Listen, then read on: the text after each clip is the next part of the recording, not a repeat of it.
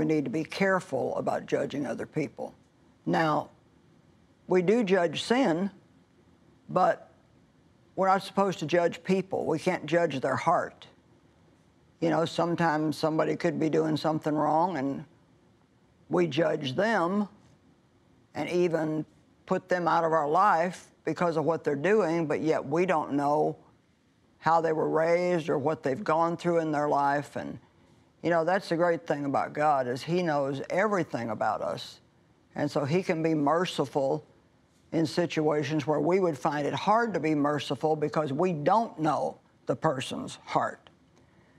The Bible says, judge nothing before it's time. 1 Corinthians 4:5, therefore do not pronounce judgment before the time, before the Lord comes, who will bring to light the things now hidden in darkness and will disclose the purposes of the heart, that each one will receive his commendation from God. So judgment belongs to God. It's not ours to do. If we see somebody doing something wrong, we should pray for them. If we feel like that God's releasing us or leading us to talk with them about it, it should be done privately. We don't go and tell other people what they're doing, because that's gossip, and all that does is cause more problems. We need to have the right heart attitude and be very, very careful about judging other people. It's pride that causes us to do that. Great example in John 8:1-11. Jesus went to the Mount of Olives.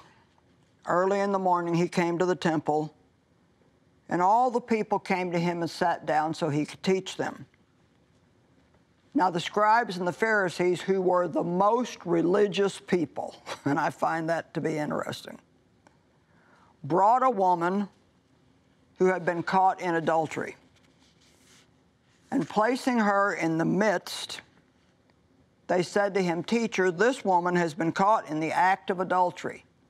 Now remember, these were the religious hierarchy of the day, and I'll tell you the truth, sometimes religious people can be very judgmental because they have read the Bible, they know right from wrong, and so it's very easy to spot everything that everybody's doing wrong. They said, Teacher, this woman's been caught in adultery. Now, in the law, Moses commanded us to stone such women, but what do you say we should do? Well, their hearts weren't right either, because really, the main reason why they brought this up was to see if they could catch him in making a wrong decision that was different than the law because of the teaching that he'd been bringing. They said this to test him, that they might have some charge to bring against him. Jesus bent down and wrote with his finger on the ground. I know we've all often wondered, what was he writing?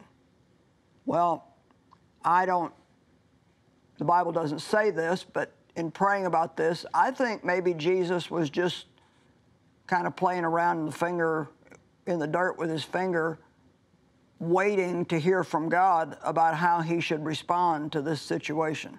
Oh, how much better off we would be when situations come up if we would take the time to wait on God and see how He wants us to respond to a situation.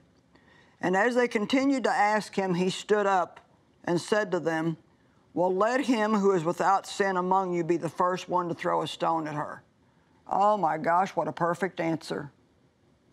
So, I guess if you're in the business of judging people, the only way you could do it is if you have no sin at all in your life. And once more he bent down and just continued to write on the ground.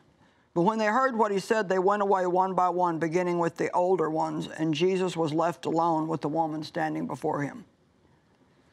Jesus stood and said to him, Woman, where are they? Has no one condemned you?